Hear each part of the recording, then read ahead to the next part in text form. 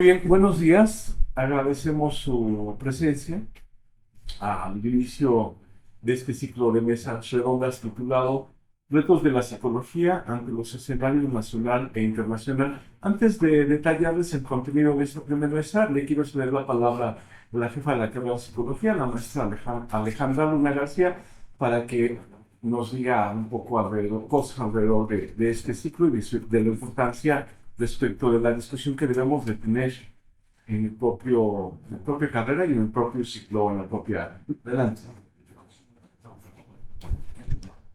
Gracias, Raúl. Bueno, buenas tardes. Bienvenidos al ciclo de mesas redondas, retos de la psicología ante escenarios nacionales e internacionales. Y bueno, esto como producto realizado del trabajo que han realizado en el Comité de Mejora Continua en el rubro de estudiantes. Es decir, para los chicos, chicas que no lo saben, los estudiantes, tenemos diferentes comités en los cuales participan los docentes y bueno, y ahí se analiza, se reflexiona sobre todos estos temas o situaciones de índole académica que son necesarias para nuestra área. De tal manera que una de estas propuestas es abrir espacios para poder analizar y discutir temas que constituyen desafíos ante los cambios en un entorno nacional y global que impactan a la salud y bienestar de las personas. Yo agradezco a las y los docentes del comité, a las y los docentes que han con mucho gusto decidido participar en este ciclo de mesas redondas, eh, para que puedan a la vez también socializar el conocimiento con los y las estudiantes sobre los diferentes temas que a lo largo de 5 mesas van a estar presentándose. Tanto el tema de ciudadanía, educación, salud, trabajo y también sobre tecnologías actuales. Alumnos, de veras los invito a cuestionar, a preguntar, a solicitar a los expertos que puedan disipar sus dudas, que puedan platicar con ellos y que se abran también espacios de reflexión con ustedes.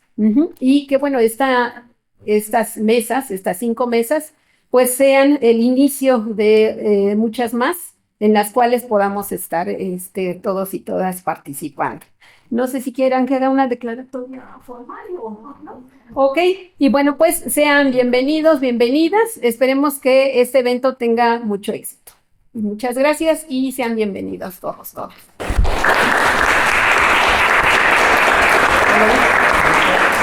Nos vemos. Gracias. Muy bien. Le decía Ale que, bueno, muchas gracias, maestra Alejandra. Que no es necesario tanta formalidad porque todos somos de casa, en ese sentido no solo somos profesores y alumnos, sino amigos. Y en ese sentido, igual cuando presente aquí a los ponentes, no voy a leer su extenso currículum, sino como seguramente los conocen, diremos solamente unas cuantas cosas para aprovechar el tiempo. Bien, primero, una cuestión acerca del ciclo mismo. La verdad es que todo el mundo, si vamos siguiendo las noticias, estamos presenciando que están cambiando y en ocasiones de manera vertiginosa muchas cuestiones, tanto en el ámbito político, en el ámbito económico y no se diga del desarrollo tecnológico. Las cosas son muy distintas. El mundo, como lo miran ahora ustedes, es muy distinto a como lo mirábamos nosotros cuando teníamos edad y como lo miramos hoy nosotros mismos. Las perspectivas son distintas. Así es de que la cuestión en todo ciclo de mesas es, a través de la participación de los compañeros ponentes, empezar a atisbar, a visualizar algunas de las cuestiones que podríamos convertir en nuestros objetos de estudio, tanto para el trabajo investigativo como para la docencia. Es decir, los psicólogos, no voy a discutir ahora el objeto de estudio, creo que lo tenemos todo el mundo claro, pero en ocasiones no tenemos tan claro qué otras cosas que influyen en eso que tenemos como objeto de estudio deberíamos de estar también abordando. Y esas otras cosas están allá afuera, ¿no? Es decir, sobre todo para los psicólogos sociales, ¿no? Para nosotros siempre es muy relevante y además nos apasiona mucho cuando escuchamos a psicólogos hablar de cosas que están allá afuera y que regresan a las cuestiones psicológicas que entonces las podemos abordar. Bueno, ese es el sentido de todas las mesas, tanto en educación como en salud, como en trabajo, muy genéricas. Y la última también que es muy relevante, la cuestión de las redes sociales y de la inteligencia artificial. Pero queremos iniciar esta primera mesa con una cuestión que titulamos Psicología y Ciudadanía. Para muchos, estas dos cuestiones son muy alejadas porque aquí estamos para formarnos como psicólogos y la ciudadanía es otra cosa. No, la condición de ciudadano no nos la quitamos en ningún lugar en el que estamos. Y es más, hoy podemos discutirlo con lo que digan mis compañeros, debemos de tener mucho más presente qué significa ser ciudadano. Con un gobierno, igual lo podemos discutir, que está haciendo cosas y la pregunta es, ¿y nosotros? En tanto nuestra calidad de ciudadanos, ¿no? Y además eso abre un montón de puertas para también configurar objetos de estudios desde la psicología social cuando atendemos estas cuestiones cuestiones que tienen que ver con el ciudadano mismo que pisa distintos escenarios, el hospital, la escuela, etcétera, etcétera. Así es de que, para no extenderme más, les platico rápido la dinámica. La idea es que participen los ponentes unos 15 minutos. Cuando termine cada uno de ellos, les pediría que si tienen alguna observación, comentario o duda, la anoten. Abrimos una ronda de preguntas para, al responderlas, les brindemos otros 5 minutos más o menos a cada uno de los ponentes y con ello podamos cerrar esta primera mesa ronda. Bueno, tenemos aquí, y además les agradecemos mucho su interés para conformar esta primera mesa, Psicología y Ciudadanía, al maestro Gerardo Villalbazo Gutiérrez, que es uno de los asiduos participantes a los ciclos o a las mesas o a las conferencias que organizamos, además con comentarios siempre muy pertinentes y muy agudos. Al doctor Miguel Ángel Morales González, que también está adscrito, bueno, a distintas áreas me decían, pero también trabaja con nosotros en el área de psicología social, y a la doctora Brenda Magali Gómez, dos jóvenes que también desde su perspectiva, como jóvenes, como ustedes, tienen muchas cosas que discutir y discutir con nosotros que ya no somos jóvenes. Bien, así es de que, sin más, vamos a abrir esta primera mesa y le cedo la palabra en este orden. Así es de que entonces le pedimos al maestro Gerardo Villalbazo que nos platique lo que tenga que decir. En todo caso, les pediría algunas consideraciones. Si pueden apuntar algunas cuestiones relevantes respecto a lo que hay en el mundo y en el país que tenemos que atender y cómo la psicología podría ir pensándolos para configurarlos como objeto de estudio y de trabajo de nuestras funciones sustantivas, ¿no? Investigación, docencia y servicio. Así es de que le cedo la palabra a nuestro Gerardo Villalbazo. Por favor. Muchas gracias, Raúl. Hola, buenos días a todos, a todas. Solamente aquí identifico a alguien que ya me ha tocado estar en un evento en el que me apoyó.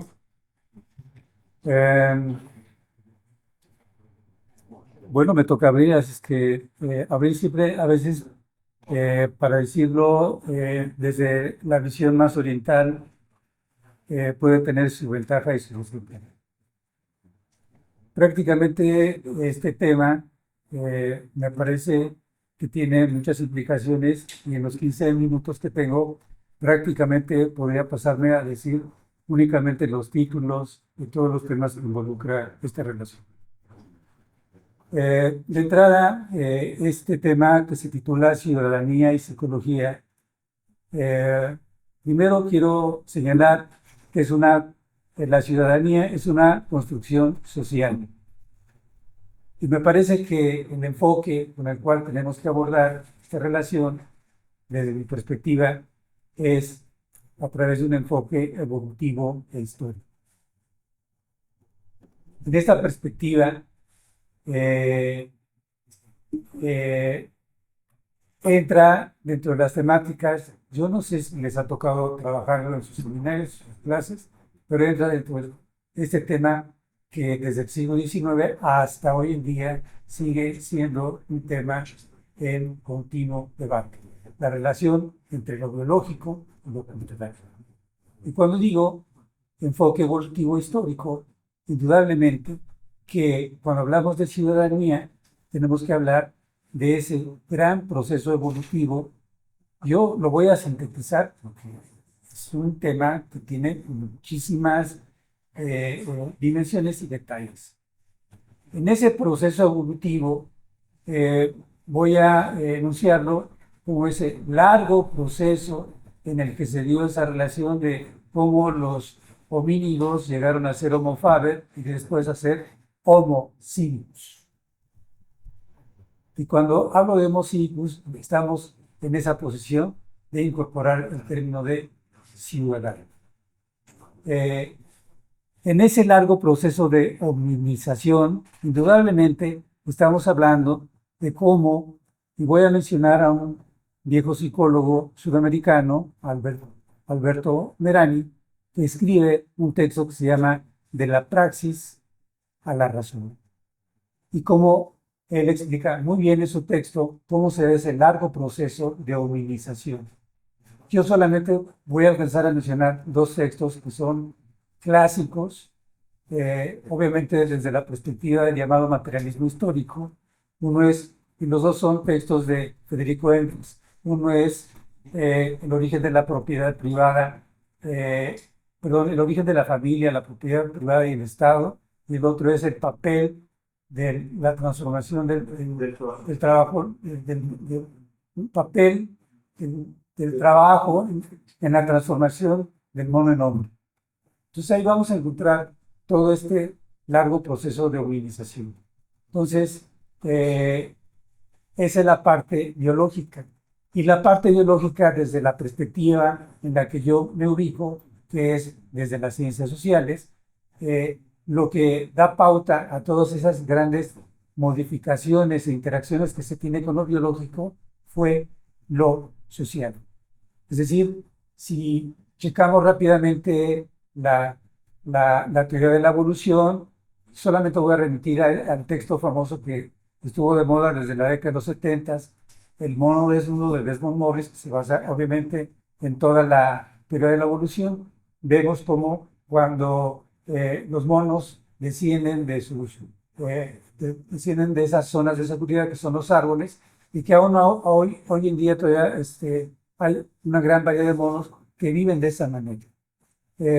Como estos monos, cuando ya se terminan, agotan el alimento, tienen que descender por la búsqueda de la alimentación.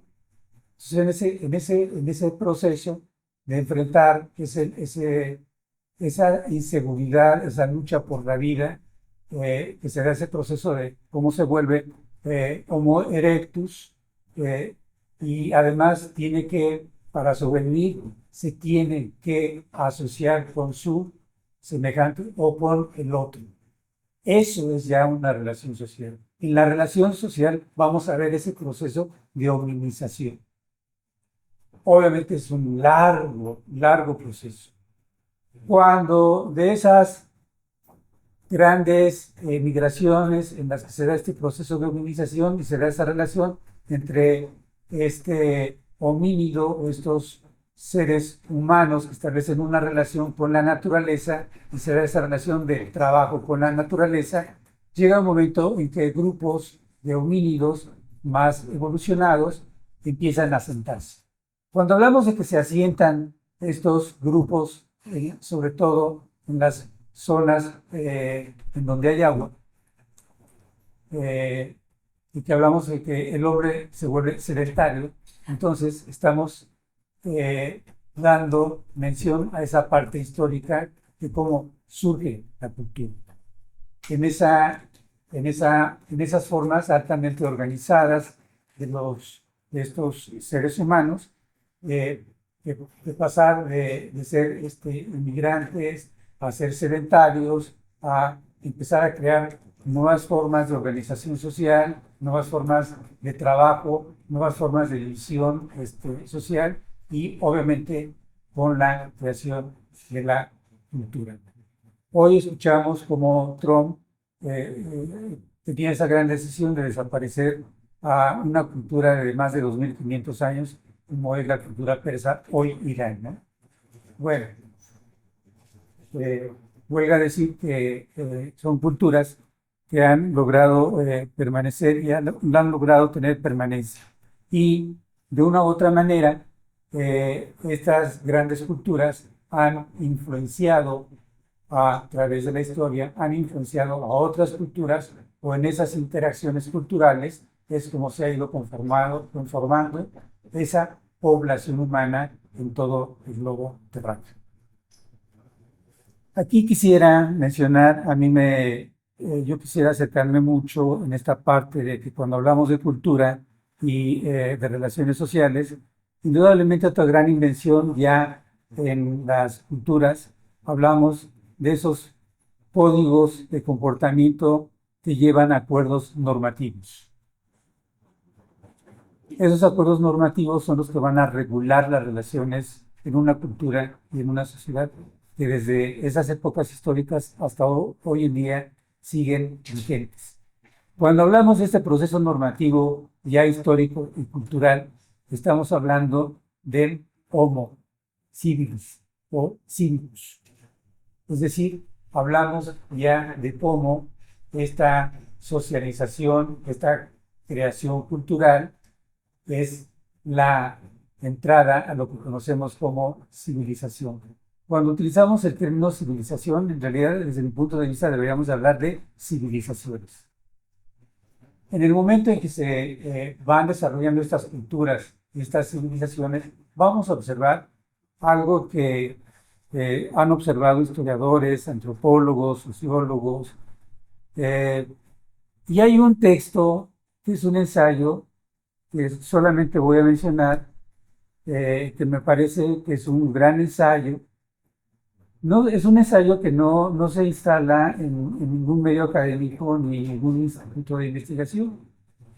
Es un ensayo que escribe al final del siglo XX Jared Diamond, que se llama Armas, Gérmenes y Acero. Y él plantea en este ensayo, que es premio Pulitzer de 1998, plantea cómo hubo determinadas culturas y grupos humanos que lograron un nivel de adaptación que les permitió entrar en una lucha civilizatoria, como los persas, los mesopotamos, los asirios, los egipcios, los chinos empezaron a entablar una lucha civilizatoria. Y aquí, además de señalar cómo está surgiendo el Homo civicus, también estamos hablando de cómo entran en lucha por la dominación entre los hombres. Es decir, el Homo civicus entra en una lucha civilizatoria que hasta hoy en día continúa, no es nuevo. Cuando el tema nos convoca para hablar acerca de lo que está ocurriendo hoy en día, no es nada nuevo. En este proceso,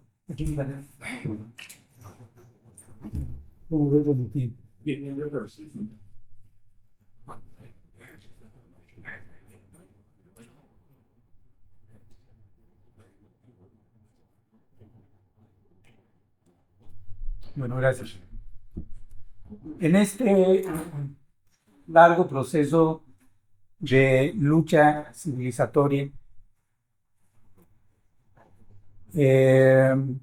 cuando en un texto de un gran sociólogo, del cual yo soy, tengo una gran influencia, hay una pregunta de investigación que se hace un gran sociólogo clásico que es Max Weber. Max Weber se plantea qué es lo que ha permitido a Europa lograr tener ese gran dominio que a partir de lo que denominamos Edad Moderna ha tenido ese gran proceso de ser una civilización que ha llegado a dominar y ha llegado a imponer valores y pautas de organización social. Y dice Weber, bueno, me parece que el tema central de cómo podemos entender ese proceso civilizatorio es a través de cómo se da el proceso de racionalización en las culturas. Entonces, hablar de la racionalización y los procesos de racionalización nos tiene que llevar a ese periodo de la Edad Moderna, sobre todo en Europa. Y cómo en Europa llegan esas influencias de la cultura asiática, de la cultura africana, y cómo en un determinado momento, con las representaciones sociales que dominaron, sobre todo previo al descubrimiento de América, y aquí voy a hacer un paréntesis, llegar a este gran periodo, tenemos no que olvidar, y está muy puntualizado en este ensayo de Diamond, el papel que ha jugado desde ese proceso de hominización hasta la constitución de las culturas y los procesos civilizatorios. Este proceso es el desarrollo de la técnica. En esa relación que tuvieron los homínidos y después los seres humanos organizados, fue la relación técnica. Hay una escena muy interesante en la película de Stanley Kubrick, Odisea del Espacio, del 2001, que es inicial, en donde se ve un mono que encuentra un esqueleto y toma un pedazo de hueso, lo empieza a golpear y empieza a tener una experiencia. Cuando bota ese hueso, se convierte en una nave espacial. Con esto nos está hablando de ese gran proceso de tecnificación. Y una de las cosas que van a permanecer de esos orígenes a el desarrollo de las culturas, la cultura moderna, el proceso globalizador histórico de colonización y de globalización en el mundo, va a permanecer la técnica. Lo primero que inventa el hombre, o lo que desarrolla el hombre, es la técnica. No fue ni la ciencia, ni la filosofía, ni la religión, fue la técnica. Y la técnica hoy en día sigue teniendo una enorme determinación y lo podemos ver en las guerras. Y una de las cosas que podemos observar en esta lucha civilizatoria son las guerras. Yo solamente voy a remitir a un análisis más profundo los textos de Sun Tzu, que es el arte de la guerra, escrita 2500 atrás, de la guerra de Karl von Clausewitz, el texto del Príncipe, que nos va a hablar de la política. Y me parece que en esta constitución del Homo civicus está presente, como en esta lucha civilizatoria está presente el poder. Y los que van a habitar los espacios de las ciudades van a estar determinados por estas formas de relación de poder y de organización en la cultura y en las civilizaciones. Hoy en día estamos en un proceso civilizatorio diferente, novedoso. Pero me parece que si intentamos hablar así como de cosas novedosas, me parece que sería un intento que nos va a llevar a un fracaso. Pero sí podemos hablar del presente. Quisiera dejarlo ahí abierto, por favor. Muchas gracias al maestro Gerardo. Entonces vamos ahora a continuar con la intervención del maestro Miguel. Sí. Adelante, si le puedes pasar alrededor de 15 minutos. A esta invitación para hablar de psicología y ciudadanía. Me voy a poner aquí el aviso de que tengo solamente 15 minutos. Nada más para dar un poco el contexto al texto que les preparé. Para los jóvenes, pues, quieren saber cuánto va a durar. Bueno, son 5 cuartillas nada más. Ya le medí y más o menos son 14 minutos. Entonces, pues ahí va una lectura. Les voy a dar un contexto. Me dedico a hacer evaluaciones forenses, aparte de dar clases aquí, pues como hobby me toca hacer evaluaciones forenses de diversas partes de la República, y la última que me tocó realizar pues fue en el estado de Oaxaca. Hubiera sido bueno que les pusiera la imagen del título de la ponencia. Discúlpenme, pero se los voy a leer. El texto está titulado en 2 idiomas, en lengua zapoteca y en lengua en español. Dice así: Riete Nalashe Ryuga Ladishu Nabepe Nanani. y la segunda parte dice Derechos Humanos y Salud Mental en Víctimas de Tortura. F es una mujer zapoteca de 46 años de edad, originaria del istmo de Tehuantepec, pero que tiene un año viviendo en la ciudad de Oaxaca. En 2010 fue acusada de diversos delitos de los llamados de delincuencia organizada. La policía dice que ella, junto con otras personas, participaba en una banda que se dedicaba a la extorsión y al secuestro. Una de las pruebas en su contra fue que su número celular se encontraba almacenado en el celular de una persona abatida. Sabemos qué significa abatida, ¿no? Desde ahí, policías de investigación le realizaron una llamada, ella acudió y fue detenida. Su proceso se ha extendido por más de 16 años y eso lo evidencian los 35 tomos que componen su causa, todos repartidos a lo largo y ancho de la oficina del secretario. Pido leer su primera declaración documentada y me dicen, perito, eso tomará tiempo, no sabemos dónde está el tomo 1. Ella fue condenada, pero ante los diversos amparos interpuestos por su defensa pública, logró que su procedimiento se repusiera.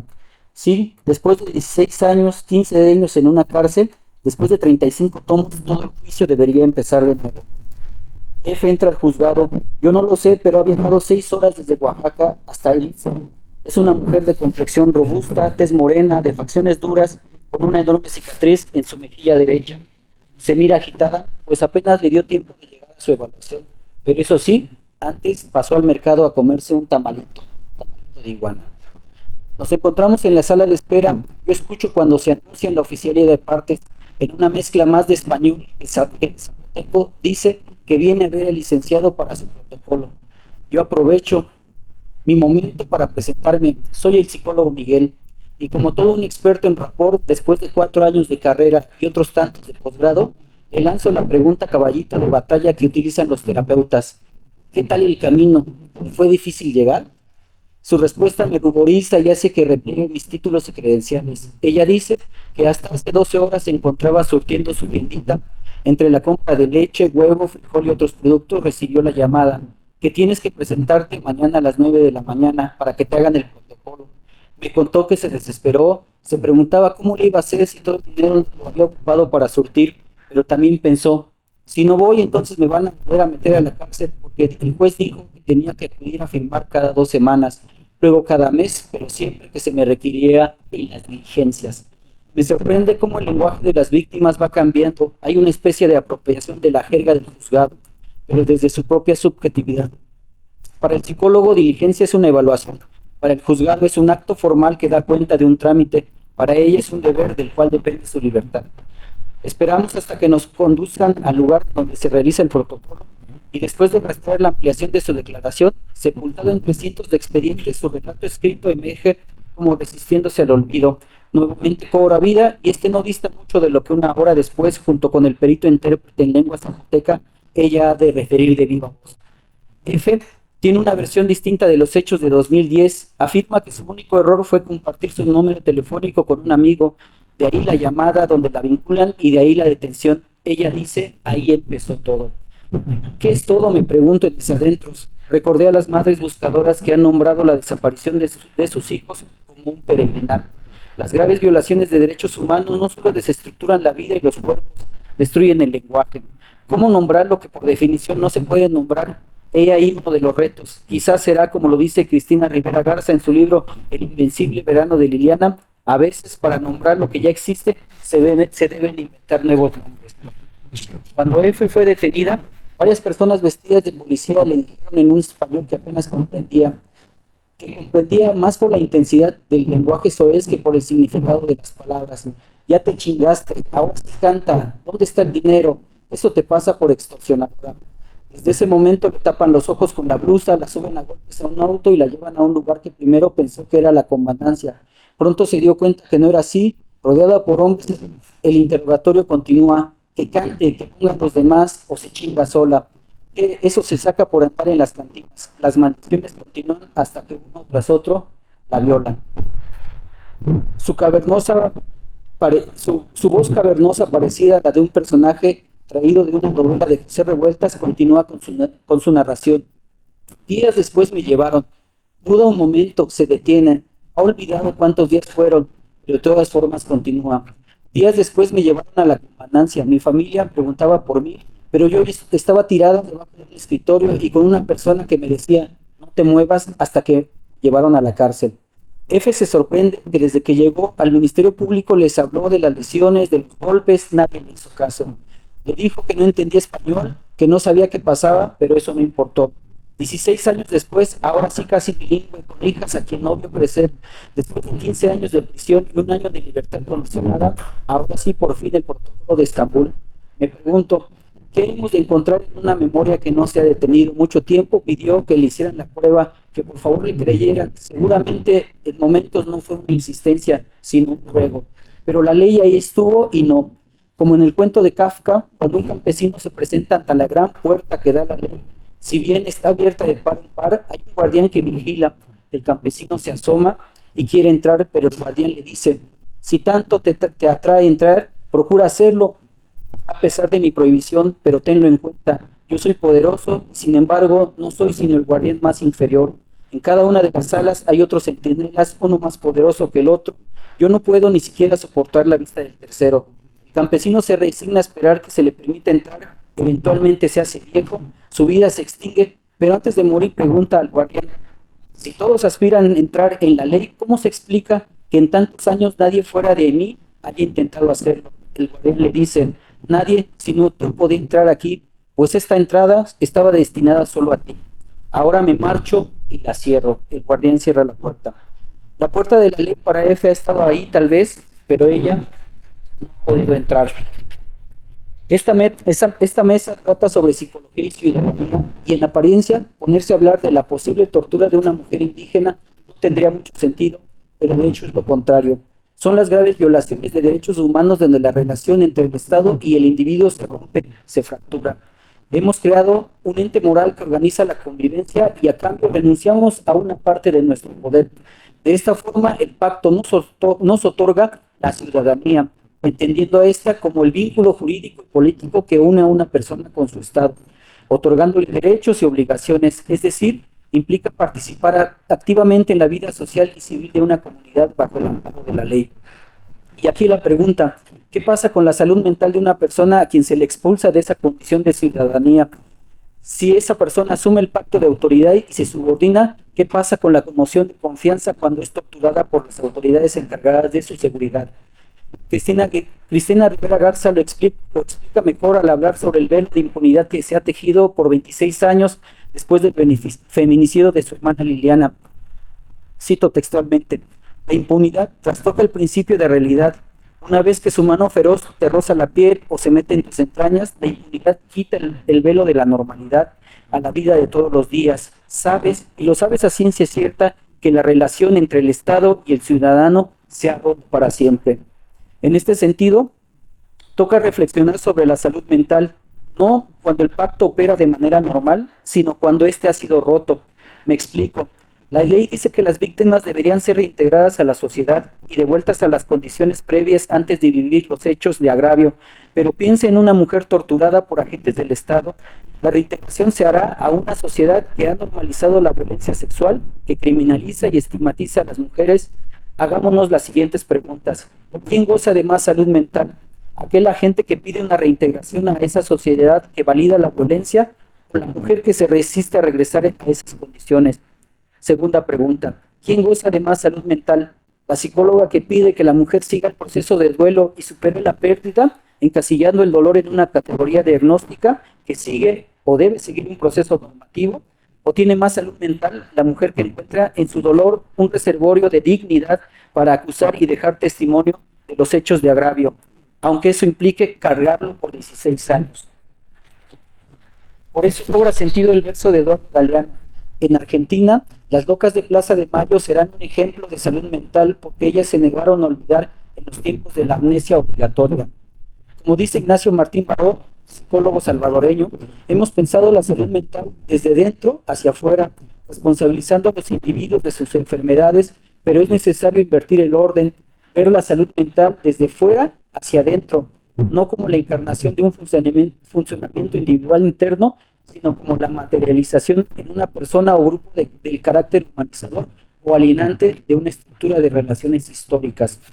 Entonces, la salud mental en tiempos de un pacto roto tiene la tarea no solo de describir esos estados psicológicos internos, sino de evidenciar cómo las estructuras de violencia se materializan en los individuos, pensar no solo en el dolor en su contenido individual, sino psicosocial. Siguiendo a Sara Ahmed, el dolor tiene ante todo un carácter político. Repito, el dolor tiene ante todo un carácter político, pues regula la convivencia humana. El Estado administra las emociones y normaliza con qué dolor deberíamos sentirnos identificados, cuál no. Las víctimas de un terremoto merecen nuestra solidaridad, no así las víctimas que en algo andaban. El dolor testimonial de F es incomprensible porque es incomunicable, que se resiste a las palabras, destruye el lenguaje, pero quizá en el acto de escucharlo comenzamos a generar otro lenguaje, un puente donde el discurso psicológico se preste a la experiencia del individuo. Para finalizar como epígrafe, le pregunté al intérprete qué significaba Riende Nalashe Ryuba Latishu Dua Nabepe Nanani. Su respuesta fue: recordar hace que duela el corazón, siente mucho dolor. Gracias.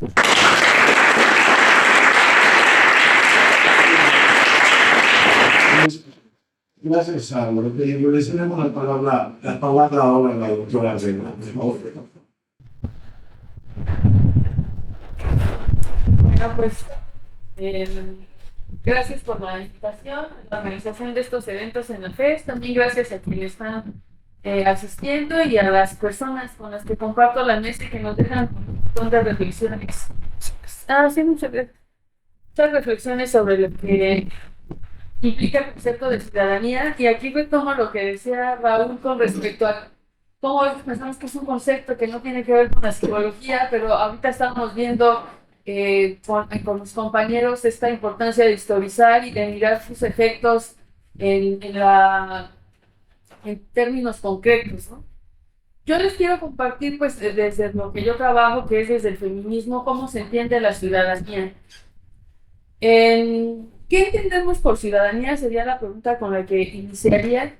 Si vamos a la definición de diccionario más simple de ciudadanía, nos dice que es como una persona que es considerada como miembro activo de un Estado, que es lo que ya también les compartió el compañero, titular de derechos políticos y sometido a su vez a sus leyes, ¿no? Con sus deberes, que también implica ser ciudadana, ser ciudadano. Este concepto, sin ser exhaustiva por el tiempo, quisiera mencionar tres acontecimientos importantes o tres momentos importantes. En Grecia, ¿no? Donde se entiende la ciudadanía como el privilegio, ¿no?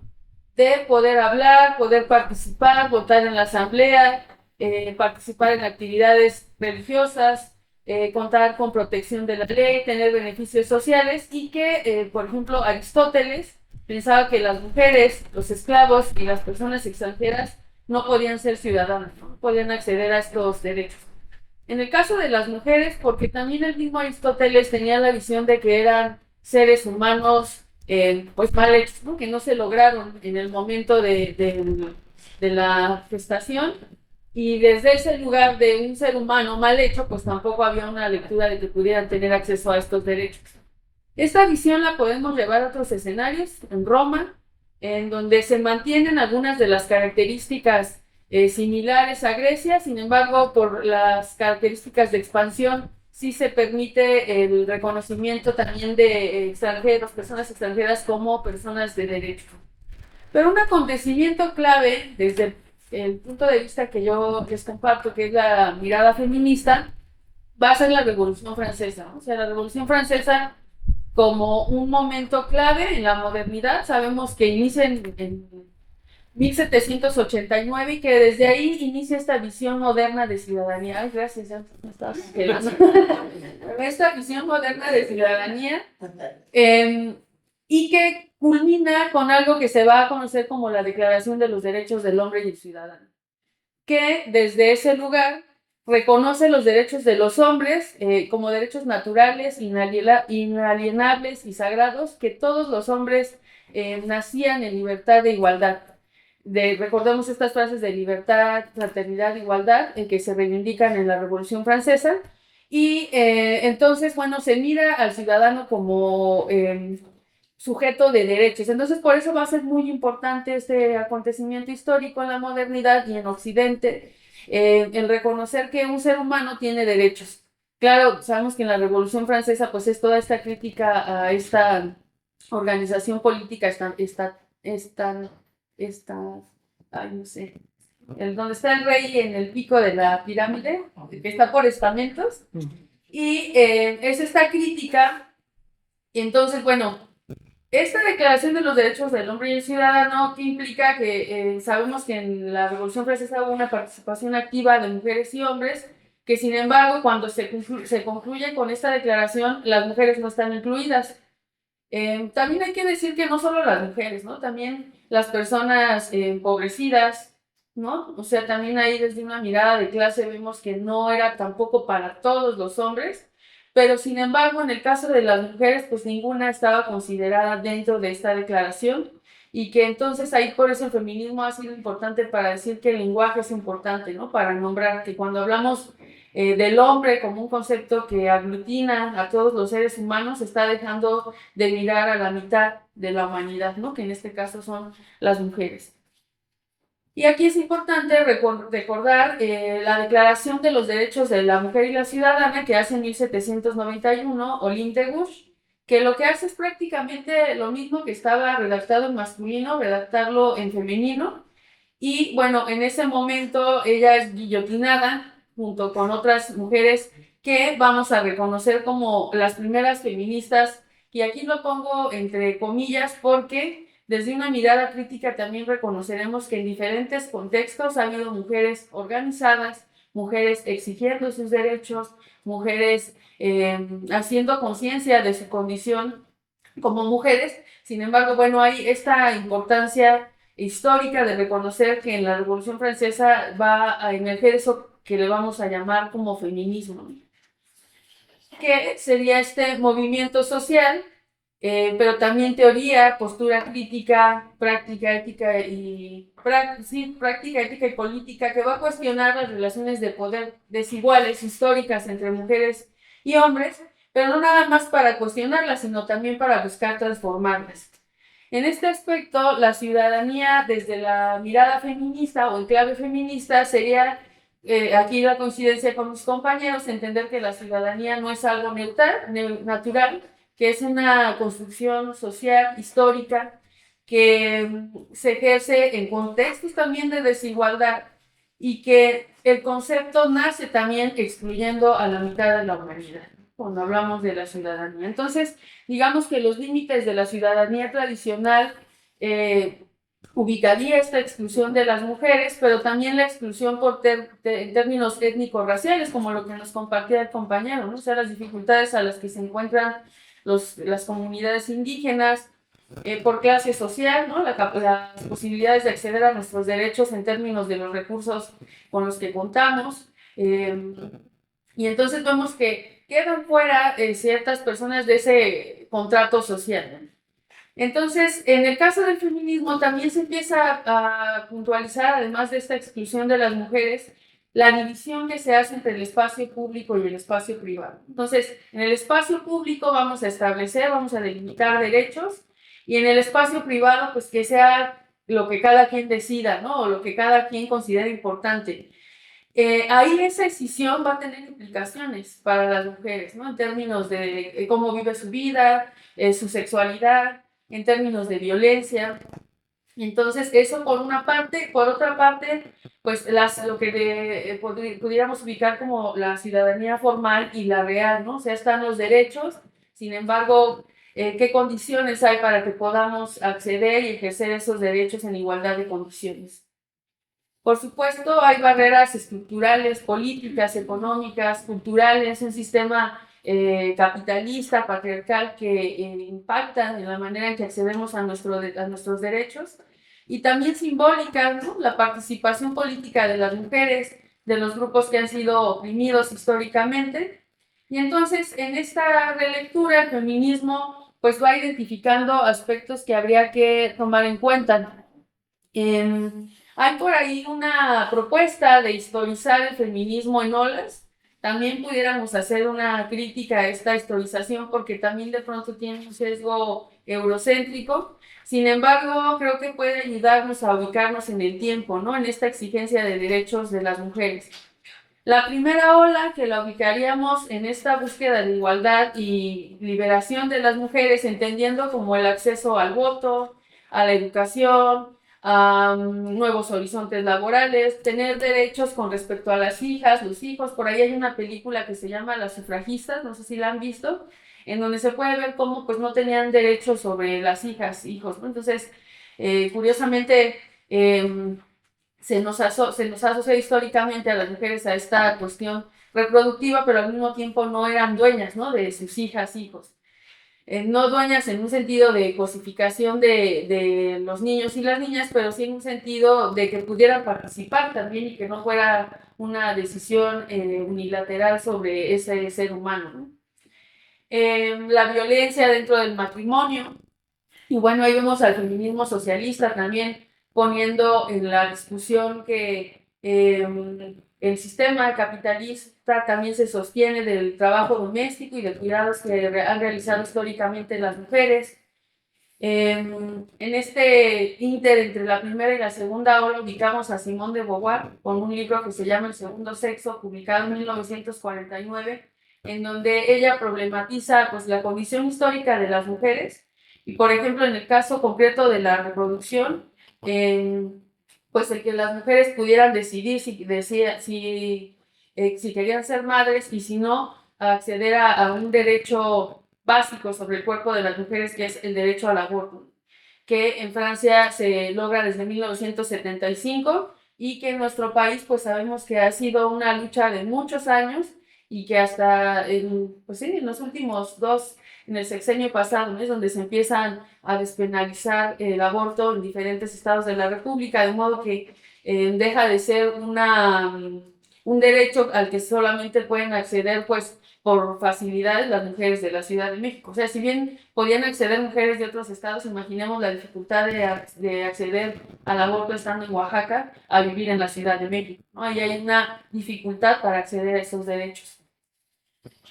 La segunda ola del feminismo, que la vamos a ubicar, la vamos a reconocer como el feminismo radical, implica esta politización de la vida privada, ¿no? Esta frase de lo personal es político, pone en cuestión esto de que cada quien en su casa y en su cuerpo y en su cama vea cómo resuelve su vida, sino que también se habla de los derechos que tenemos tan solo a ser dueñas de nuestro cuerpo, dueños de nuestra sexualidad, dueños también de nuestra autonomía reproductiva, ¿no? De decidir si queremos reproducirnos, en qué condiciones, cada cuándo, cuántas veces. Eso creo que es un aspecto muy importante y bueno, ahí pongo un libro que se llama Política Sexual, si quisieran profundizar en esta parte, de Kate Miller. Las reivindicaciones en América Latina, por ejemplo, en términos del el acceso a decidir sobre el propio cuerpo, tenemos pues estas búsquedas de acceder a la educación sexual, a métodos anticonceptivos, el acceso al aborto, ¿no? Que ya mencionábamos lo que ha sucedido en nuestro país, pero también viene de luchas en Argentina, por ejemplo, que fueron las que impulsaron este pañuelo verde, retomando lo que justo ahorita que hablaban de las madres de la Plaza de Mayo, ¿no? Su pañuelo blanco, las argentinas recuperan de sus ancestras este pañuelo, pero ahora verde para reivindicar el derecho a interrumpir un embarazo no deseado. Y bueno, aquí pongo una frase de Graciela Hierba, una filósofa mexicana, que dice, si una mujer no tiene derecho a su cuerpo, entonces ¿a qué tiene derecho? Si las mujeres no son dueñas de sus cuerpos, entonces ¿de qué son dueñas? ¿No? Si no podemos mirar desde ahí los derechos de nuestro cuerpo, pues también difícilmente vamos conectando con el acceso a derechos de otra índole. La tercera ola que la ubicaríamos del feminismo radical al ciberfeminismo, ¿no? Estas organizaciones ya masivas, globales, que ha permitido el Internet. Y bueno, también el acceso de los estudios feministas y de género a la universidad. Y el impulso de categorías como la interseccionalidad, que reconoce cómo se cruzan diferentes categorías. O sea, sí compartimos una condición de opresión histórica a las mujeres, sin embargo, lo que nos compartían en el relato, ¿no? No es lo mismo ser una mujer indígena que se va a enfrentar estas dificultades por falta de acceso a la educación, en fin, ¿no? Una serie de características que aquí pudiéramos mencionar que hacen que la experiencia sea distinta. Entonces, cuando hablamos de la ciudadanía desde esta mirada feminista, pues ubicamos algunas transformaciones importantes, ¿no? El acceso a derechos, por ejemplo, que en el artículo primero constitucional se hable de la igualdad de mujeres y hombres, o que exista una ley de igualdad entre mujeres y hombres, el acceso al voto, ¿no? Desde 1953-54 en México, que también se logra por la lucha de las mujeres mexicanas, que también venía como impulso de otras luchas que se habían dado en otros territorios. Derechos ganados en términos del cuerpo y la sexualidad, ¿no? En el artículo 4 constitucional, por ejemplo, se habla de nuestro derecho a decidir si queremos tener hijos, cada cuánto, ¿no? Y esto a su vez se liga con los derechos sexuales y reproductivos.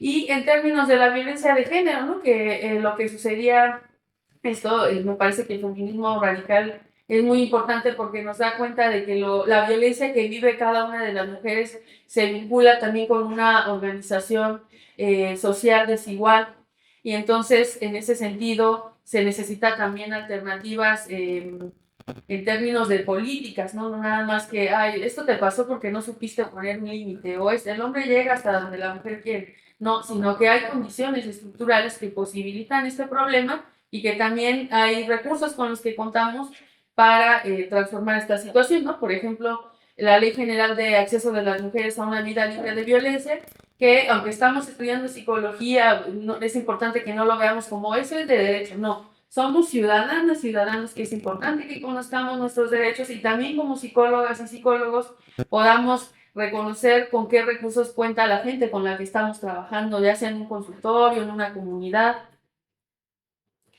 Y que no quede solo en lo legal, ¿no? Que no queden las leyes que a veces están muy bonitas, muy bien hechecitas, pero cómo las aplicamos, ¿no? Como, por ejemplo, en nuestra universidad se habla de la importancia de transversalizar la perspectiva de género en los planes y programas de estudio. ¿Cómo lo hacemos? ¿Eso cómo le llega a las comunidades? ¿Cómo accedemos a nuestros derechos sexuales y reproductivos? ¿Qué posibilidades hay, por ejemplo, de acceder a una interrupción del embarazo? ¿Cómo vivimos nuestra sexualidad, nuestra autonomía? ¿Cómo construimos el consentimiento? En términos de violencia de género, ¿cómo accedemos a los protocolos de atención de violencia? Esto por mencionar solo algunos aspectos, pero seguramente ustedes también están pensando como en otros ejemplos o en otras experiencias que han tenido con respecto a estos temas u otros, ¿no?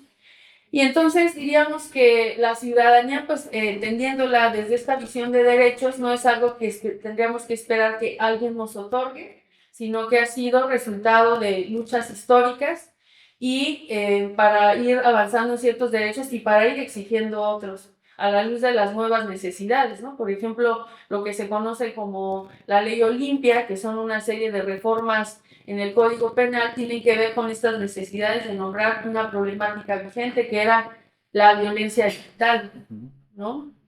Entonces, la ciudadanía desde la psicología social crítica, que en clave feminista nos invita a pensar nuestro quehacer como psicólogas y psicólogos, entendiendo que no es una práctica neutra, que estamos hablando de derechos humanos, para cualquier ser humano, lo cual es importante aquí decir que si bien estamos hablando en clave feminista, no es como hablar de algo exclusivo de las mujeres, ¿no? Sino de los seres humanos que acceden a estos derechos o que tendrían que acceder a ellos. Y entendiendo nuevamente esta invitación que también creo que nos hacen los compañeros de situar, ¿no? Y que estos derechos se han construido, o esta visión de ciudadanía se ha construido históricamente. Entonces, bueno, hay avances, por supuesto, sin embargo, hay muchos desafíos en México, en el mundo, que dan cuenta de la importancia de que no basta hablar de la ciudadanía o entenderla como leyes o como derechos en papel, sino como entendernos como sujetos activos de derechos, y que eso implica también tener una posición activa ante estos derechos, ¿no? Porque siempre hay esta intención de retroceder, y lo estamos viendo en Argentina, ¿no? Por ejemplo, cuando entra un gobierno de derecha con Milei, cómo se empiezan a poner en discusión derechos de los cuales ya habíamos avanzado. Entonces, no echemos en saco roto lo que sucede en Argentina para ver lo que pasa en nuestro país y a dónde no queremos llegar. Entonces, bueno, creo que a modo de cierre pensaría que habría que ampliar el concepto de ciudadanía considerando en sí esta parte de derechos, pero también reconociendo la vida cotidiana, el cuerpo, la sexualidad, es decir, cómo lo personal es político, tiene todo sentido cuando hablamos de ciudadanía, ¿no? Lo privado también es un espacio de poder y, bueno, la importancia de mirar la ciudadanía de manera activa, no como una cuestión de estatus legal, o únicamente desde ahí, sino como práctica y agencia social.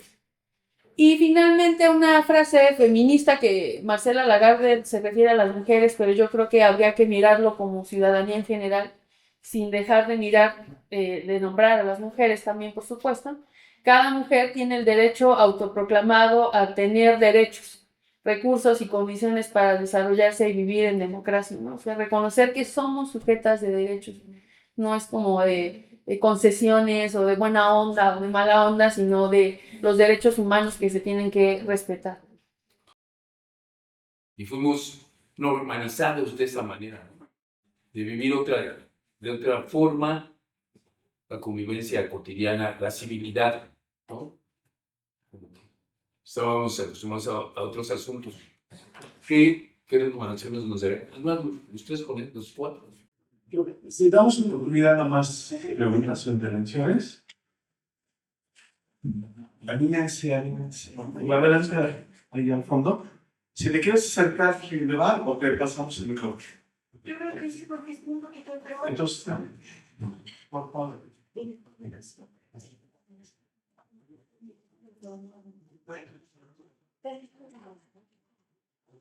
Bueno, muchas gracias.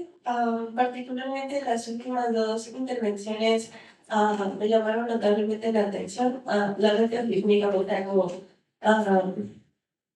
pues hablo de estas dos intervenciones, pero para la primera pues me tuve que retirar por cuestiones de salud, pero bueno.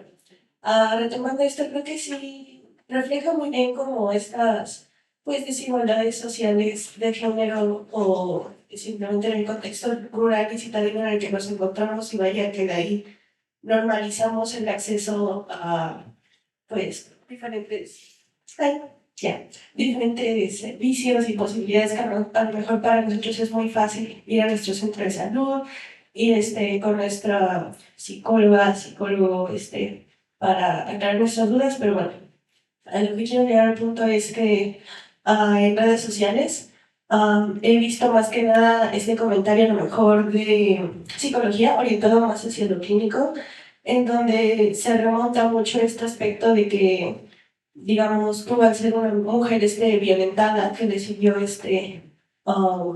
diferentes agresiones en su contexto de vida, se recalca más y retomando lo que dijo el maestro, el doctor Miguel, sobre que se ve al individuo o esta patologización de lo que nos pasa de adentro hacia afuera, ¿no?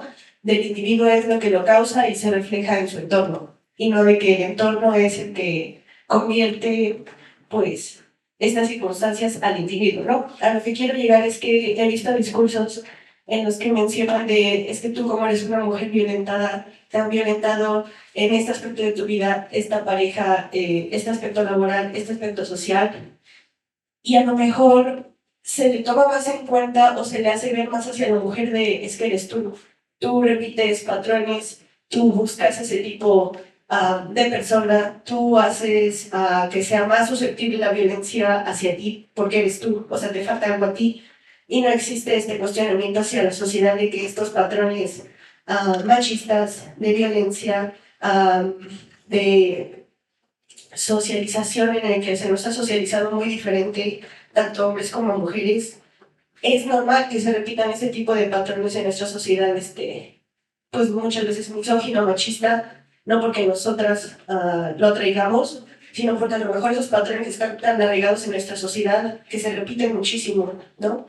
Entonces, nada más quería hacer mención de eso y sobre todo para ver qué opina la doctora, como ese cambio de enfoque o al menos el replantearse si necesariamente quien recibe esa lesión realmente lo sigue atrayendo, entre comillas, por lo que es, y no realmente viendo hacia la sociedad de que pues es tan fuerte esa influencia machista de violencia y tal, y que se repite en muchos ámbitos de la vida, ¿no? No es que una necesariamente lo atraiga, sino que está tan marcado en la sociedad que pues inherentemente vamos a encontrarnos con esos patrones en diferentes ámbitos de nuestra vida y sobre todo siendo mujer, ¿no?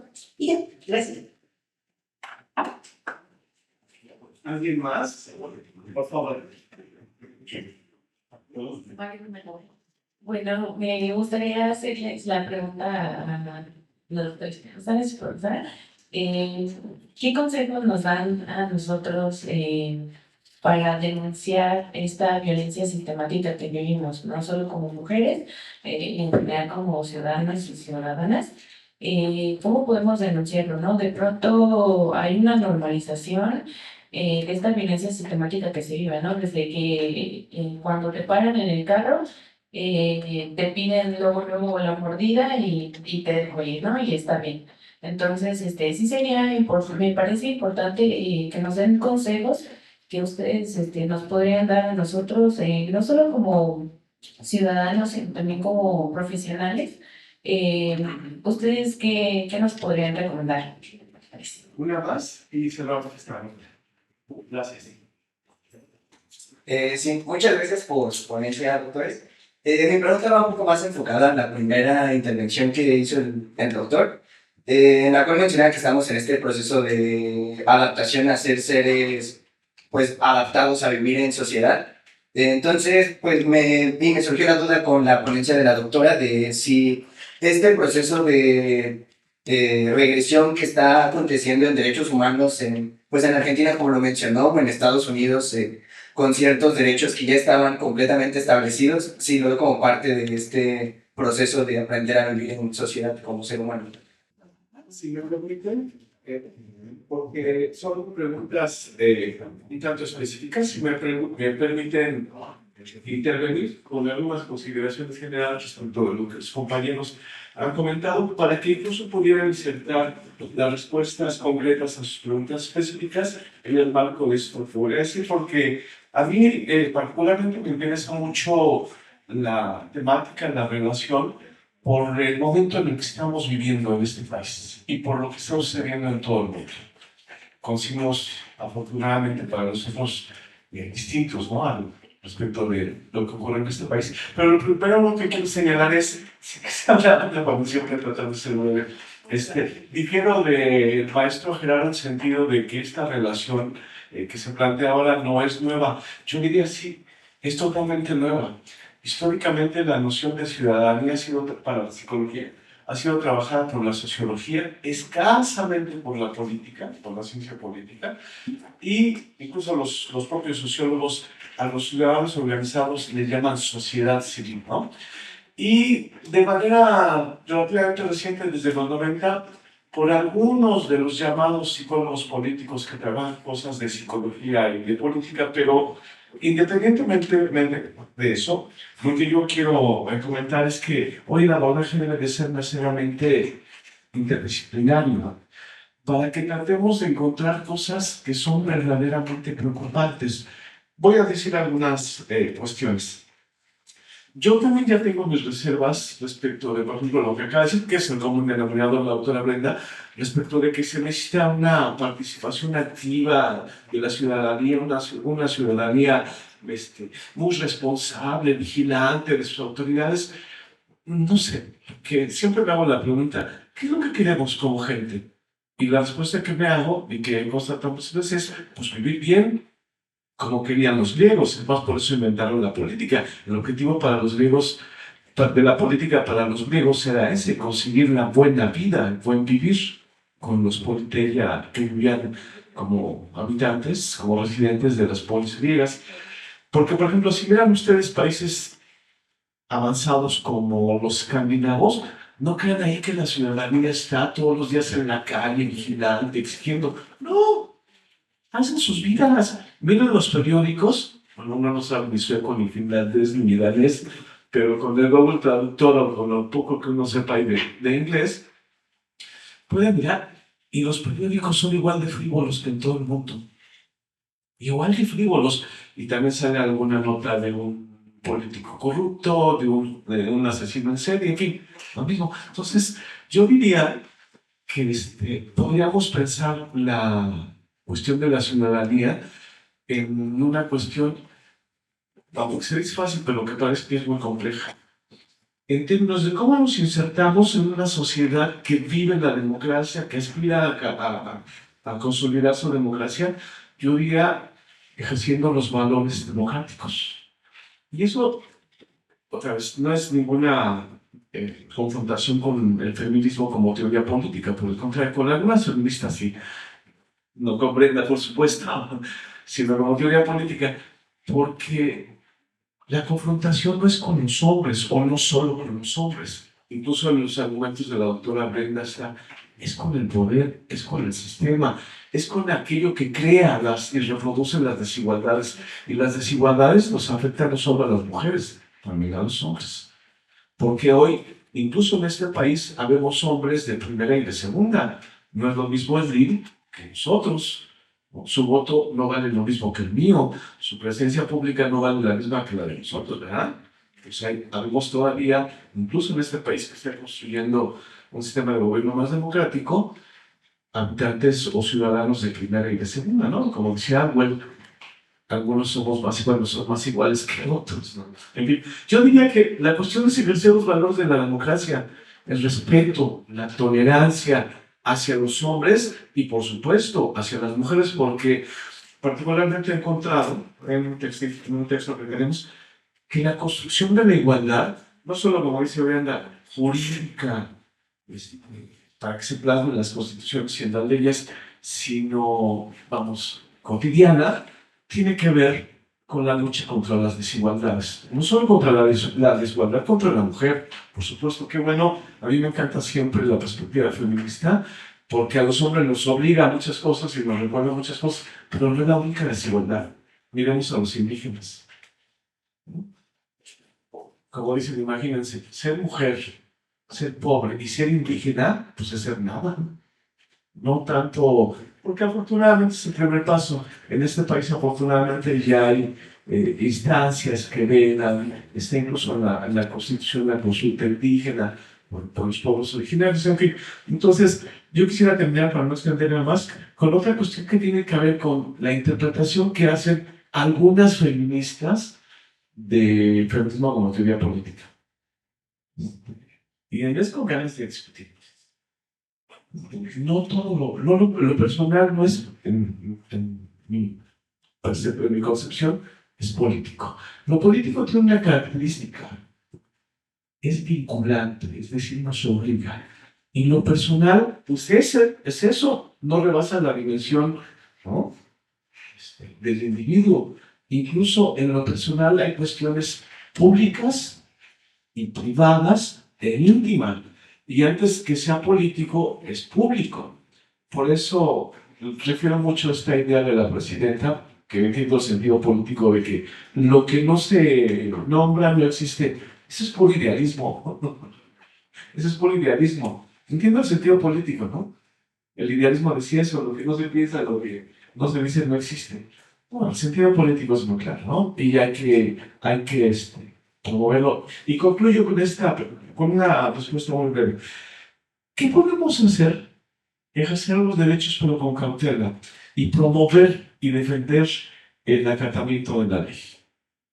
No es un atributo de las personas, un poco la respuesta iba para que Brenda nos diga más cosas, es que es un proceso de lo jurídico, político, económico, cultural y de una cuestión de valores, hasta cómo lo encarna cada uno, porque afortunadamente algunos nos alcanzamos a percatar e intentamos darle vuelta, y otros no, son machos, violentos, agreden a las mujeres, y viceversa, ¿eh? Las mujeres también pueden hacer las mismas cosas. Lo dejo así solamente para abrir la discusión. Las preguntas ya las hicieron en esta primera ronda, se pudieran enmarcar. Una última cosa. Una de las cuestiones que no comentaron y que creo que deben de estar en la agenda es la cuestión de la mal llamada batalla cultural. Yo diría es lucha ideológica, ¿no? Eso que está pasando en Argentina con Trump, con Netanyahu y en este país, tiene que ver con la lucha ideológica y cómo eso se concreta en creencias y en valores de la gente, ¿no? Los psicólogos tendríamos que estar apuntando todas esas cuestiones. ¿Quién quiere contestar? Porque sí, no sé. ¿Verdad? Sí. Hay preguntas para los tres. Sí, bueno, decían que cómo le hacemos, ojalá tuviéramos la respuesta de cómo hacer y entonces ya no haya feminicidios y entonces ya no haya violencia. Sin embargo, pues es como una lucha de día a día, ¿no? Y bueno, también ahí Marcelo Lagarde nos invita a pensar, incluso en las palabras que empleamos, ¿no? De luchar, también nos pone como en cierta posición con respecto a los derechos. Pero bueno, pensaba en un montón de cosas que pensaba, que no sé si me atrevo. Bueno, mujeres y hombres y bueno, las personas también con identidades diversas, somos socializadas en este mismo sistema económico patriarcal, capitalista. No por ser mujeres vamos a tener ya la conciencia de género. O sea, como sucede con la conciencia de clase, la conciencia de género es importante para darnos cuenta que las cosas tal y como están no son naturales y que son derivadas de relaciones de poder y que esas relaciones de poder sí nos colocan en una condición de desigualdad a las mujeres. Si bien puede haber mujeres que ejerzan violencia, la violencia nunca es simétrica, la violencia de género. La violencia que se puede ejercer de un hombre a una mujer trae detrás un respaldo histórico, institucional, cultural, que hace difícil entender o tratar de igualar, ¿no? Lo que sucede con las mujeres que ejercen violencia. También pensar en las condiciones, por ejemplo, en que viven en los países nórdicos, como vimos en América Latina. Sí, efectivamente, ¿no? Ahora que el año pasado tuve la oportunidad de ir a Suecia y a Noruega, ves cómo sus museos, ¿no? Tienen un museo al aire libre y su museo es recordar la historia de Suecia. Y mientras estoy viendo eso en ese museo, en Colombia estamos viendo todo el conflicto armado, mientras acá estamos viendo otras cosas que me hacen tanto sentido en este libro de Las Venas Abiertas, ¿no? De América Latina. O sea, tener que estar lidiando con nuestra historia de sobrevivencia. Entonces, sí, que los nórdicos vivan en esas condiciones y que no estén teniendo que manifestarse como lo estamos haciendo aquí, pues también habla de esas condiciones de desigualdad histórica, ¿no? O sea, como ellos, por ejemplo, se han beneficiado de la guerra. Traen su discurso de que ellos son antibélicos, pero producen también muchas armas bélicas, ¿no? Los suecos. Entonces, también no hay que dejar de mirar que pues no estamos como en el mismo piso, ¿no? Ni hombres ni mujeres. Y dentro de las propias mujeres, pues también, ¿no? Ser una mujer indígena, que ser Claudia Sheinbaum, pues hay una diferencia económica, política y demás.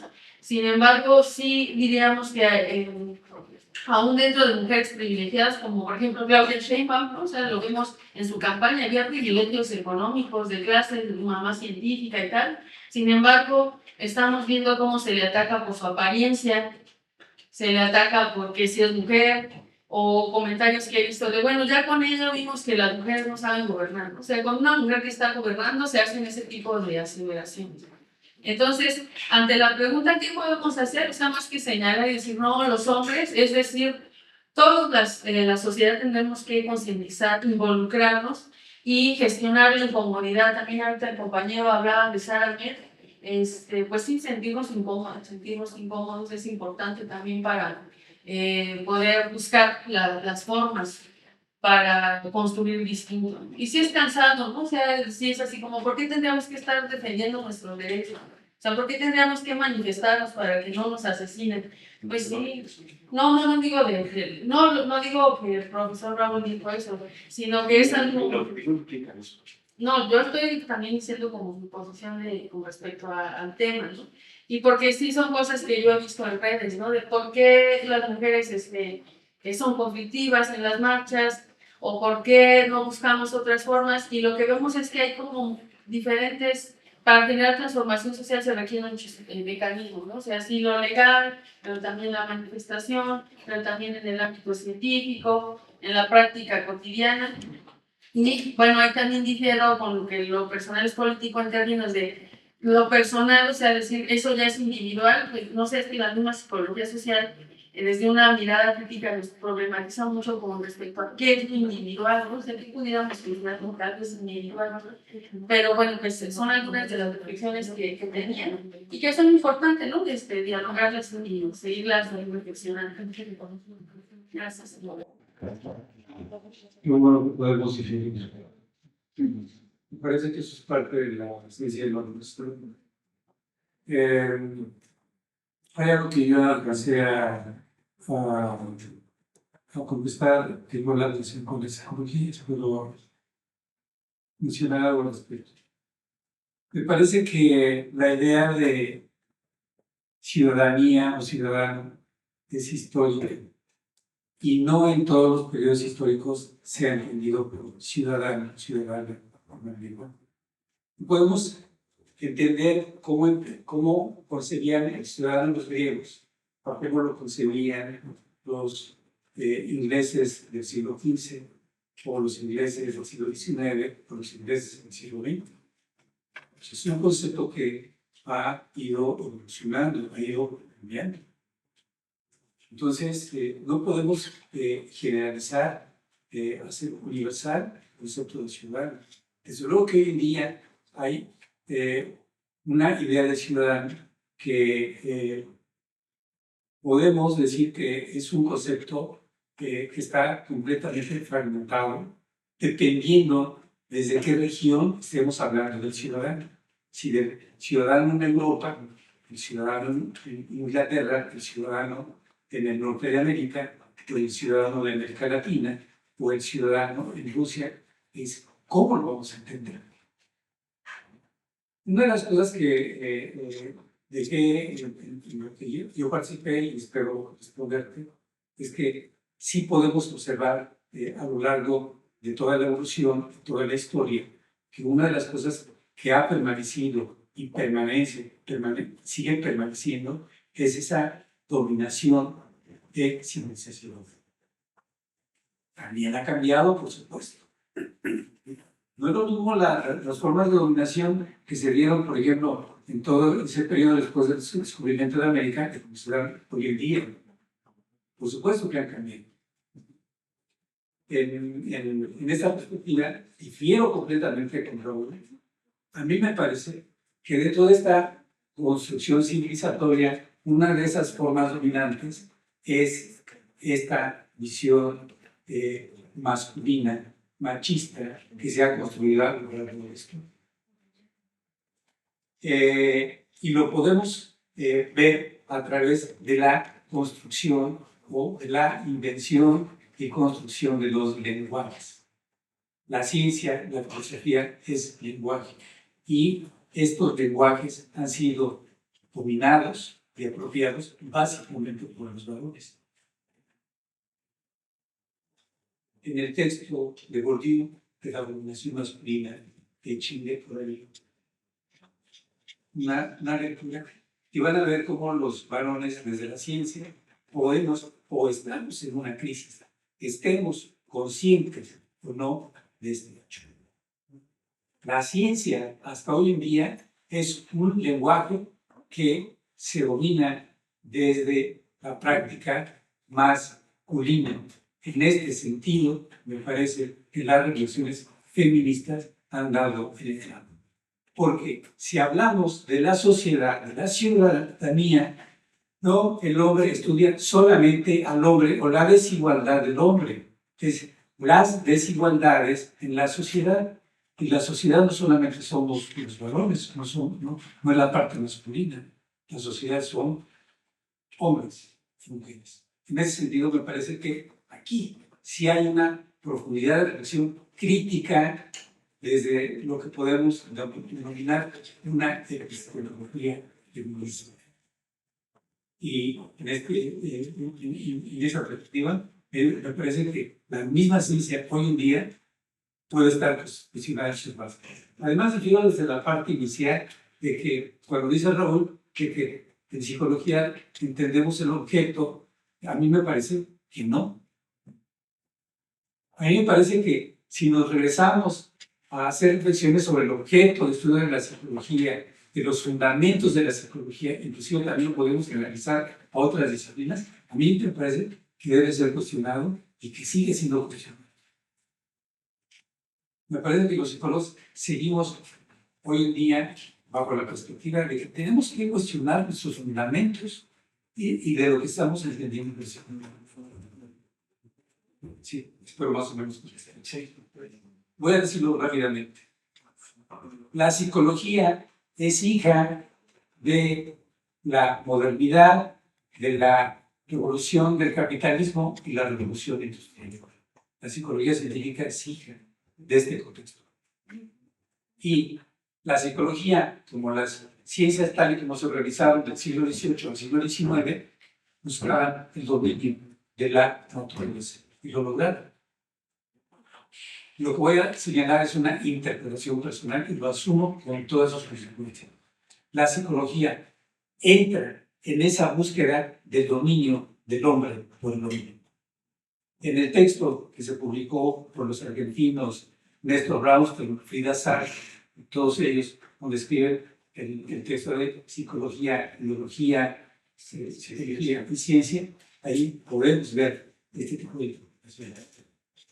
La psicología, por ejemplo, como la interpreta en la década de entre los 30 y los 50, Skinner, me parece que sí es una consideración bastante acertada. Cuando Skinner dice que la psicología no puede aspirar a ser una ciencia teórica, una ciencia como se ha desarrollado en la mayor parte de las ciencias, ¿no? Donde buscan teorizar y pasar a esa parte práctica en esa visión positivista.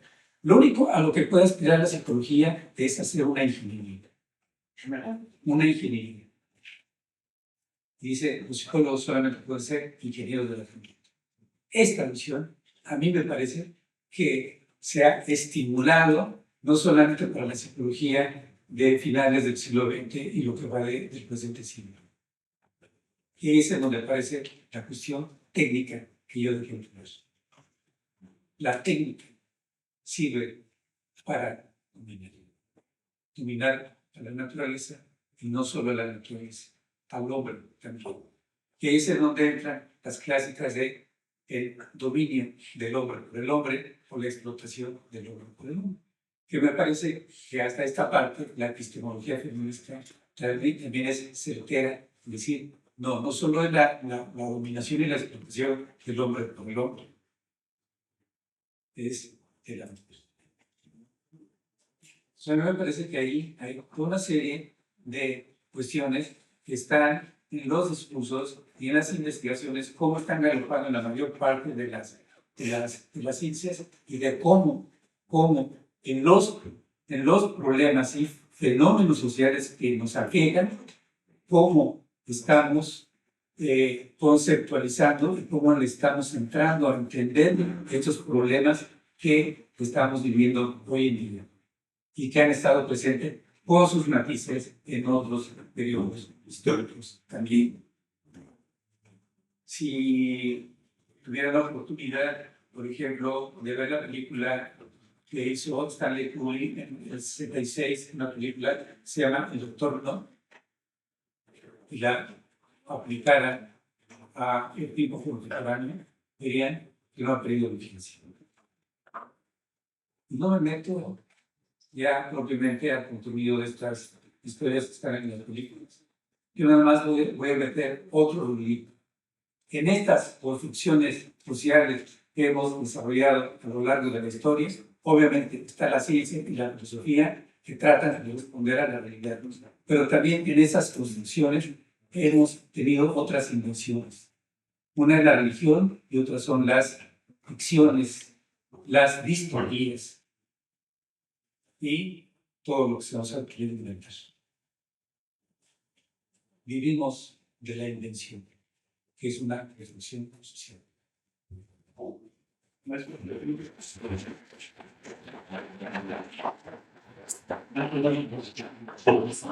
Bueno, yo sé que pues, ha sido una hora y ya 40 minutos, ¿no? Y en estos tiempos se dice que han cambiado mucho, ya una hora y 40, pues es una eternidad, parece, ¿no? Entonces voy a tratar de ser breve a exponer algunas ideas. Primero, cuando yo escucho a nuestro compañero decir que un derecho ya se tenía completamente ganado, pues yo creo que esa es una de las cosas, eso es una ilusión en la que hemos caído recientemente, ¿no? Que pensamos que un derecho se gana y ya no se puede quitar. Y a partir de ahí nos echamos en los laureles cuando pues, los reflujos de la violencia muestran que incluso los clínicos saben bien, ¿no? Las clínicas saben bien que cuando en una relación violenta una mujer se separa, o sea, se va de la casa, son los primeros días después de la separación son los más difíciles. Incluso son donde el riesgo del feminicidio aumenta significativamente. Y así también las sociedades, me parece que cuando se gana un derecho, de manera inmediata viene el reflujo, ¿no? Y el buscar el que se vuelva pues a apropiar de ese poder las clases que lo perdieron, ¿no? Entonces yo diría, pues no como consejo, sino pues pensemos que esto no está acabado, nunca está acabado y siempre estamos en la posición de perder lo que hemos ganado. Lo segundo, desde mi visión como psicólogo, como un psicólogo crítico, es que la psicología crítica se plantea una reflexión no tanto de los objetos, sino de su forma de hacer ciencia. Es decir, la psicología crítica se está cuestionando sobre la manera en que construye, aborda y a los intereses que sirve. Y entonces cuando nosotros vemos o atendemos, formamos psicólogos y psicólogas, pues nosotros estamos sirviendo a un sistema, estamos generando una técnica que puede ser utilizada pues, para mantener en control a los individuos. Y nada más piensen que cuando uno va al IMSS, los que ya llevan 20 años y le empiezan a dar clases a los que apenas van a entrar, pues les enseñan cómo torear a la gente, ¿no? Qué decirles para que no se agresten, a quién decirle que sí, a quién pasar porque ya se puso choqui o ya se puso loco, ¿no? Entonces, nuestra psicología sirve a fines, y dice Ignacio Martín Barro, en la medida en que no seamos conscientes y no lo cuestionemos sobre a qué intereses estamos persiguiendo, a qué intereses estamos beneficiando, entonces nuestra psicología se vuelve y está al servicio generalmente de los grupos que generan una opresión. Dos cosas de las que yo me quiero apartar. Se habla de que estamos en tiempos muy nuevos y a lo mejor sí en los medios, pero no en los fines, porque, por ejemplo, ver la violencia del imperialismo de los Estados Unidos, verlo hoy es verlo con drones, pero eso está desde que son nación, ellos se han ido apoderando y les sorprenderá a los jóvenes el gran mito de que nuestro país medía el doble de lo que mide actualmente, ¿no? Dicen los que viven en California, algunos de los migrantes que están haciendo la lucha, dicen, pues nosotros no podemos ser ilegales, ¿no? Pues esta tierra, ante todo, era mexicana, y me podrán decir y hacer revisionismo, y poder hacer revisionismo de que no éramos una nación. Sí, sí lo éramos, con todas sus carencias, falencias y con todo su estado fallido que se puede hablar, pero éramos una nación. Y la siguiente cosa que yo solo quiero dejar es que la noción de ciudadanía la sentimos o la identificamos hasta que la perdemos, desafortunadamente. Las víctimas se dan cuenta de que tenían derechos cuando van y tocan una puerta y no les abren. Y eso nos pasa a todos y todas. Ahorita hay una política de masificar los servicios de salud con el IMSS Bienestar y unirlos al ISSSTE, y la política que bien, el objetivo es bueno, ¿no? Que cualquiera de nosotros vaya a cualquier institución y reciba una atención médica. Bueno, ¿quién ha ido al ISSSTE y le dicen, véngase a una radiografía en un mes o 2 meses? Yo he ido, yo estoy trabajando en la universidad porque dije, bueno, quiero un seguro social para que mi familia pueda ir y recibir atención. 3 meses o 2 meses para una radiografía. Terminamos sacándolo por fuera. Entonces, esa noción de ciudadanía nos pasa como el dedo gordo, ¿no? El dedo gordo el dedo meñique del pie derecho no lo sentimos hasta que nos lo golpeamos en la esquina, ¿no? Hasta que vamos y pedimos un servicio de atención psicológica, psicoterapéutica, hasta que pedimos que nuestros profes introduzcan la perspectiva de género, hasta que vamos y tocamos y le decimos al policía que no me extorsionen. Hasta ese momento entonces nos damos cuenta de que no somos ciudadanos, y es algo que no me hubiera gustado escribir pero no me dio tiempo, es hablar de una simulación de un Estado de Derecho o una simulación de los derechos. Es decir, todos los tenemos. El artículo constitucional primero en su reforma de 2007 consagró que todos los derechos están reconocidos en el derecho internacional, forman parte de nuestro derecho interno, ¿no? Lo que quiere decir es que cualquier cosa que beneficie a algún ser humano que esté reconocido en una legislación internacional, nosotros, y que el Estado mexicano lo haya firmado, nosotros la podemos exigir. Bueno, eso no pasa.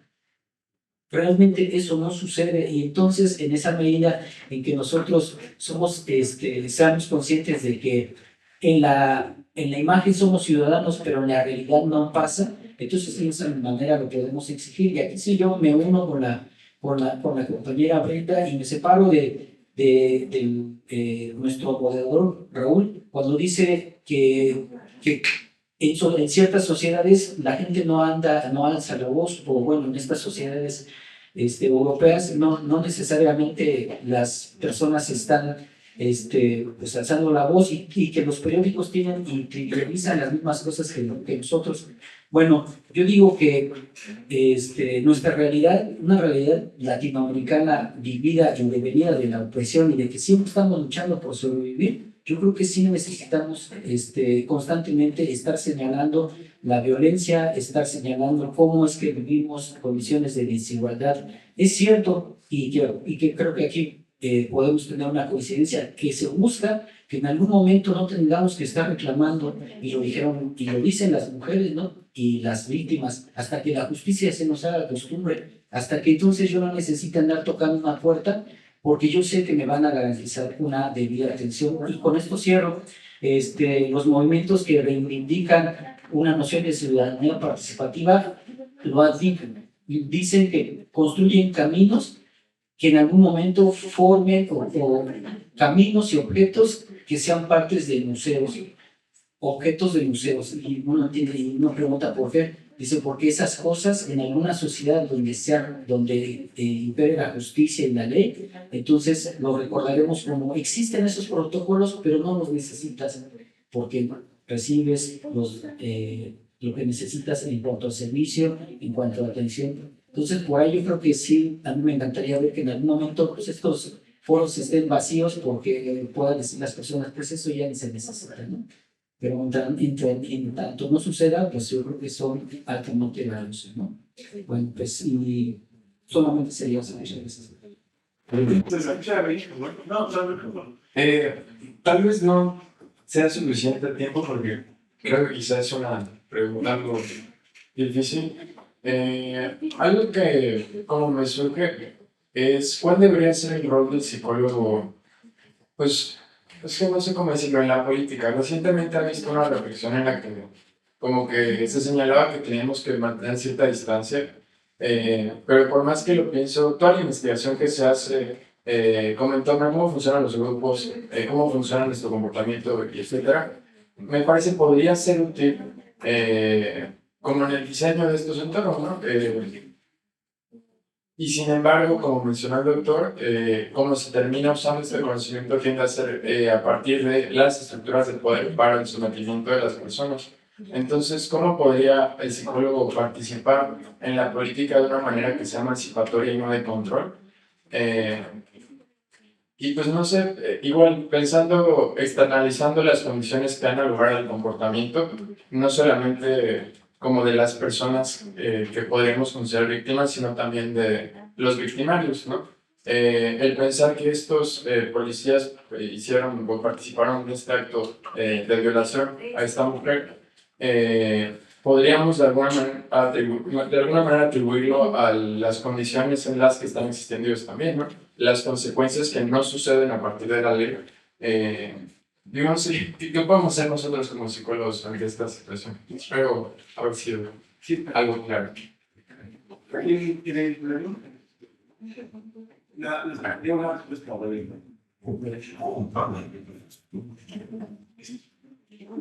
Un texto de T.W. Anderson se llama Dialéctica y aquí. A mí me parece que por ahí tiene una posible respuesta. Si las ciencias y la filosofía, si las universidades han sido siempre centros de gran crítica hacia la sociedad, hacia la historia, o han surgido recientes críticas, me parece que el pensamiento crítico, en términos de filosofía, lo podemos encontrar en el trabajo de Kant. Pero de una u otra manera, la función crítica siempre ha tenido el propósito de desterrar completamente lo que en un determinado momento tiene una legitimidad y una vigencia para lo que denominamos statu quo en una cultura, en una sociedad. El papel de la crítica ha estado presente en las universidades, en nuestra universidad estuvo presente. A mí me parece que hay un olvido del pensamiento crítico en nuestra universidad, que la función que tiene hoy en día la ciencia y la profesión de profesiones es la de impulsar las formas de emprendimiento hacia un sistema. A mí me parece que algo que deben hacer las nuevas generaciones universitarias, las nuevas generaciones como las de ustedes, es rescatar ese pensamiento crítico. Que no quiere decir que no se trabaje por resolver problemas de orden práctico, pero también de lo que en un determinado momento está constituyendo esas formas dominantes que mantienen las relaciones de desigualdad, por ejemplo. ¿Sí? ¿Pues hacer esto? Sí, sí. Bien, ¿quiere alguien? Yo diría brevemente, tan breve como hay que ponerse a leer, hay que regresar a escribir y sobre todo estar pensando, reflexionando sobre el sistema de valores en el cual estamos y a través de ello entonces empezar a generar algún cambio mínimo, prepararse para resistir en las instituciones. Y yo mencionaría lo de la posición, tomar una posición, no ser indiferentes ante y lo vemos en clase, ¿no? Ante lo que parece tan lejano, tiene implicaciones también en lo cercano. Entonces creo que eso es muy importante, no ser indiferentes y no ser neutrales ante la dominación, ante la opresión. Creo que eso pudiera ser. Bien, les agradecemos nada más para cerrar y tratar de redondear el sentido de la mesa, como en nuestra calidad de, no solo como psicólogos, sino como ciudadanos, es decir, como miembros de esta comunidad política, es decir, de habitantes de este estado, de esta nación, y con un gobierno determinado ahora, yo creo que tendríamos que pensar, justo como lo dice Gerardo, en términos de la crítica, pero yo diría no solo. Y es una de las cosas que también quisiera apuntar como cuestiones que libramos de atisbar. Como vivíamos en un régimen autoritario, pues entonces todo el mundo nos dedicábamos a eso, a criticar. Pero hoy el gobierno tiene un sentido político, una orientación política distinta. Hay muchas cosas que discutir, hay muchos problemas, por ejemplo, la aplicación de la justicia, ¿no? Cuando va descendiendo de las autoridades de primer nivel hasta abajo, sí, los problemas siguen, la corrupción sigue, etcétera, etcétera. Pero, ¿por qué no empezamos a pensar un poco a la Seligman, cuando decía es que nada más miramos todo lo patológico, lo negativo, lo feo de la psicología y no lo positivo y demás? ¿Por qué no empezamos a mirar cosas que se dirijan a lo que titula las mesas, el bienestar de la ciudadanía, sin dejar de criticar, ¿no?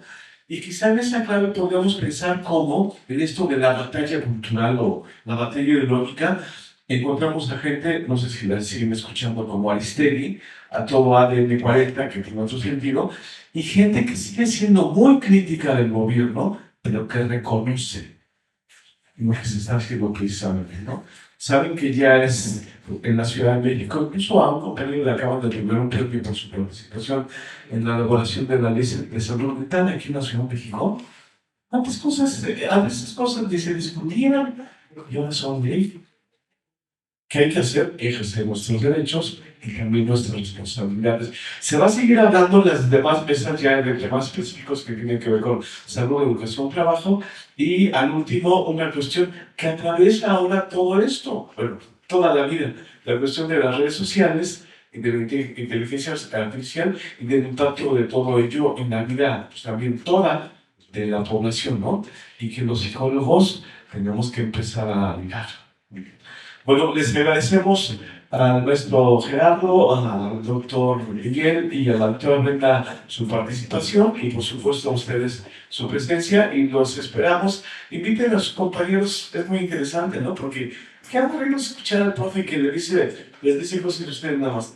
No, escuchen cuando uno discute, ¿no? Porque las visiones son distintas y en eso consiste el ejercicio de la democracia. Siempre con respeto, con pluralidad, ¿no? Y en la crítica y en la propuesta. Para eso están encaminadas estas mesas, así de que los esperamos en las siguientes. El próximo miércoles tiene lugar la mesa de psicología, educación y bienestar. Si nos ayudan a promover, muchas gracias.